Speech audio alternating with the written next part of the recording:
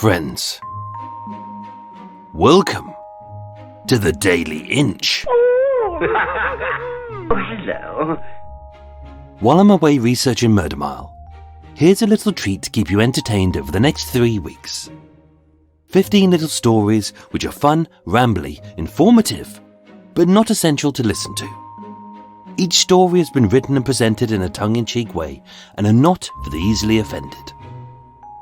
Murder Mile returns on Thursday the 24th of August 2023. But until then, there's this.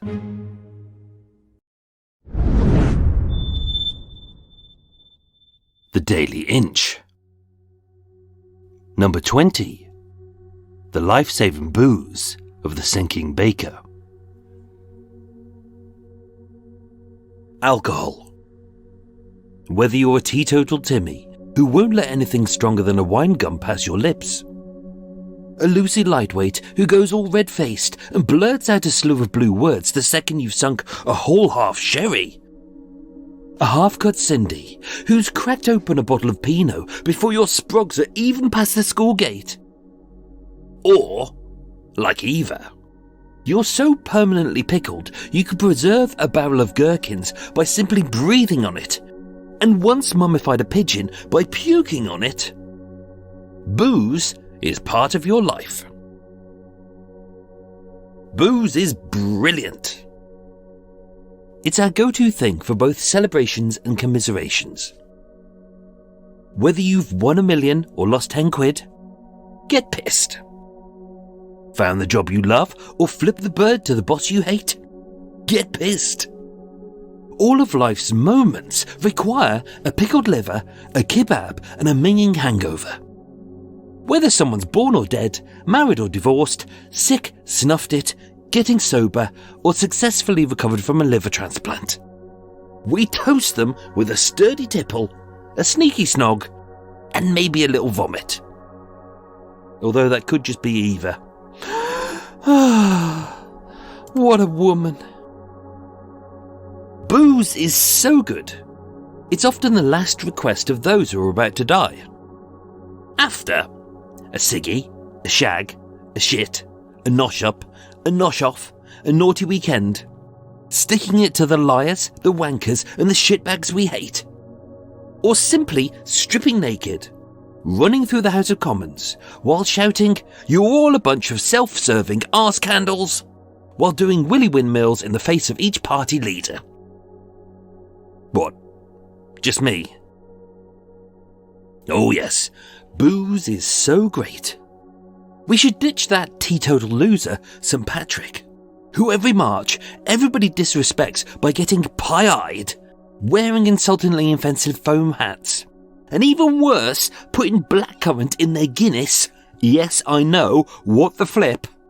To PC Arsenal Guinness, that's a capital offence, punishable only by hanging. So instead, we should have a patron saint of booze. But who? Who? Oh yes, of course. Saint Eva. The goddess of getting blotto, blasted and nicking a car, crashing it into a kebab shop, squatting on a deep fat fryer, stealing a policeman's chips and then calling his dog a twat, or, as Eva calls it, a Monday. Only to wake up 4 days later with a chili kebab moustache, 2 black eyes, her knuckle dusters bent out of shape, and her knickers round her ankles featuring a little brown dot like she's hiding the lowest denomination of domino, having wiped her ass with a court summons. Oh yes, that's Eva. And yet, she still looks damn sexy in the morning. Why? 'Cause she's a classy lady. Therefore I proclaim the 2nd of December St. Eva Day, plus an obligatory 2-week holiday to recover from a hangover. Or as Eva calls it, an allergy to fruit juice they spiked my vodka with. But as destructive as booze can be to our bodies, it can save your life. Charles Joggin was a baker from Birkenhead, Addy-doodle, don't-de-do. Just outside the city of Liverpool. All right, calm down, calm down. Having first gone to sea aged 11, his days as a baker were long and hard. Some might even say they were murder. Murder!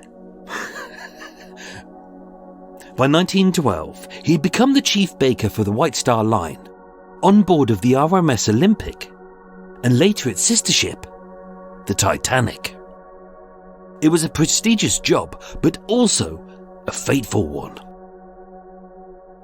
On the night of the 14th of April 1912, Charles was off duty in his cabin, when at 11:40 p.m, he was thrown off his bunk by an almighty collision as the ship hit an iceberg. Having assisted the passengers to escape, hurled the deck chairs into the water to aid as flotation devices, and ordered his men to stock the lifeboats with provisions. He remained behind to assist the others as the ship began to sink. Feeling the bitter cold, Charles slugged back half a tumbler of liquor. He headed to the stern, grabbed the railing near the propeller, and with half of the boat already underwater, he rode the sinking ship like an elevator into the frozen depths of the icy waters. The water was so cold that many of the survivors who had escaped the sinking ship died of hypothermia within minutes. And as Charles bobbed about amidst the dark sea of icebergs and frozen corpses, his death should have been written. But miraculously, owing to that big slug of life-saving booze, Charles survived in the water for 2 hours, later admitting, "I hardly felt the cold," and he was rescued by the RMS Carpathia.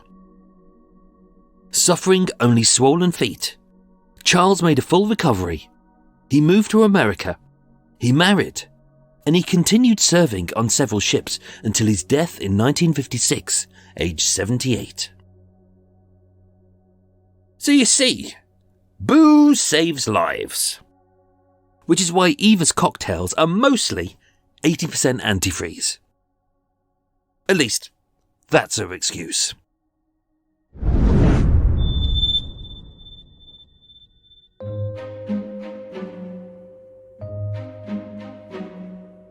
The Daily Inch returns next week.